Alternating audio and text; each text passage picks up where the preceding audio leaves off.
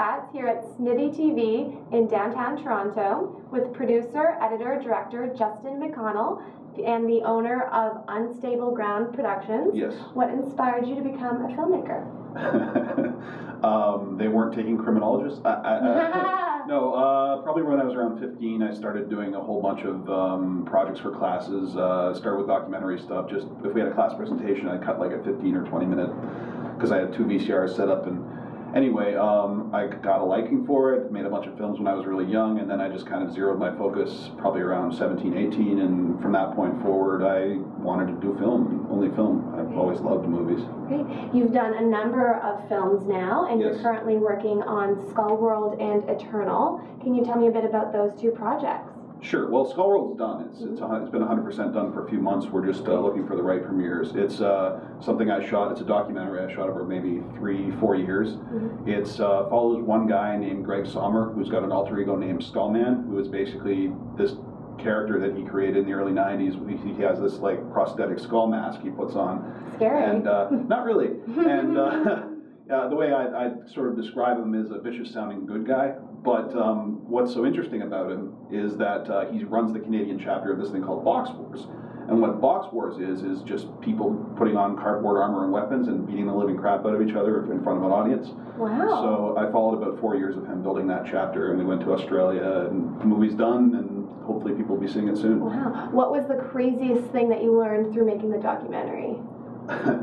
That's a tough question. Because pretty much everything that Greg does is crazy.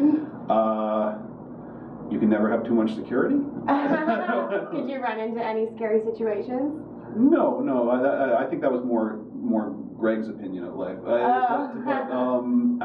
In all honesty, it was always sort of an adventure. So if I could pinpoint one thing, maybe bring a bucket if you go to a off-the-books hidden ayahuasca ceremony. Okay. Yeah. Interesting. And what about Eternal? What's so exciting about that story? Well, The Eternal's a movie I've been trying to get made for 4 years now, and we finally have a great team of producers, and we've got some pretty major talent. Michael Biehn from The Terminator and Aliens has agreed to join the cast. We just locked another pretty major actor over Christmas that I can't mention yet, but I'm pretty happy because I used to watch him when I was a little kid. And now he's the type of actor who actually said to us, you know, if you're going to fly me to Canada, you better make me work for it, so make my action scenes bigger. So whatever, fine. But basically, it's a story that it follows after a short film we made in 2008 called Ending the Eternal, and that short was about a vampire who wants to die, so he hires some people to kill him, and then they mess up, obviously.